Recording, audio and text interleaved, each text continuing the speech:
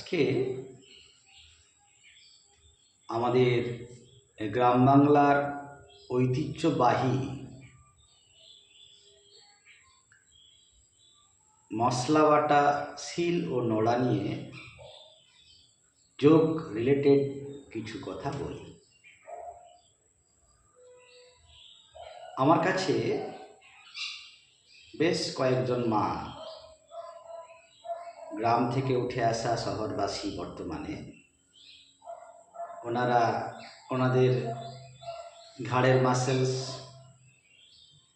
Back মাসেলসের pen নিয়ে এসেছিল।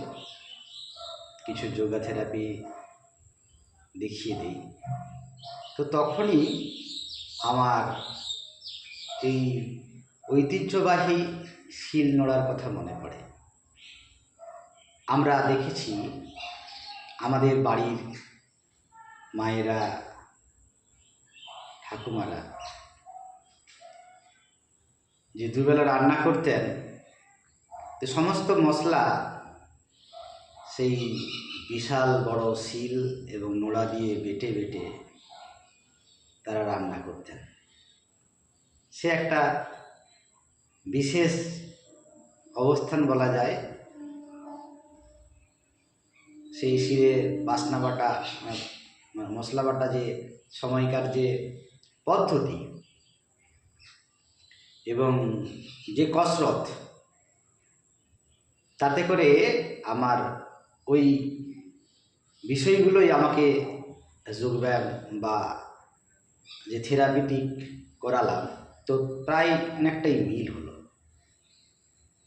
এবং এই শিলে যখন নোড়া দিয়ে মায়েরা বসে, উপর হয়ে বসে যে মশলা বাটতেন, তাদের ব্যাক মাসল, ঘাড় এবং স্পাইনের যে C5 এই এরিয়া থেকে একদম পুরো ব্যাক পোর্শনটা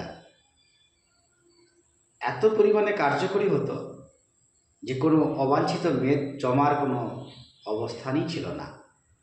তাহলে তারা কর্মসূত্রে বাড়ির পরিজনের মুখে সুস্বাদু খাবার আনতে তারা যা করতেন, তা কিন্তু তাদেরও একটা মঙ্গল ছিল। আর বর্তমানে তো এই শিলনোড়া দেখতেই পাওয়া যায় না।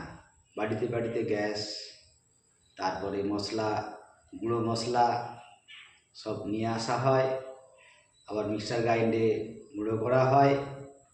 তো এই আরামে আমাদের দুর্দশা ক্রমশ বাড়ছে। তাই আমি সেই মায়েদের এবং ঐতিহ্যবাহী শিলনোড়াকে সম্মান জানিয়ে এই কথাগুলো বললাম। আপনারা পারলে নেবেন, ভালো মনে হলে এটাকে বিশ্লেষণ করবেন।